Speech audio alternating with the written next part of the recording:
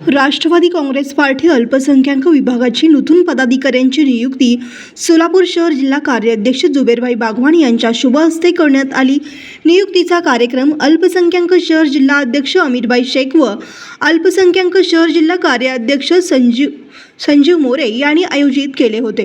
मनोगत व्यक्त करताना शहर जिल्हा कार्याध्यक्ष जुबेरभाई बागवान यांनी पदाधिकाऱ्यांना राजकीय वाटचालीत शुभेच्छा दिल्या। राष्ट्रवादी पक्षाचे राष्ट्रीय अध्यक्ष अजितदादा पवार व महाराष्ट्र प्रदेशाध्यक्ष सुनीलजी तटकरे साहेब यांचे विचार सामान्य माणसापर्यंत पोहोचवण्यासाठी व पक्ष संघटना बळकट करण्यासाठी आपण दिलेल्या पदाचा योग्य वापर करून पक्षाचा कार्य करावा अशी सूचना केली।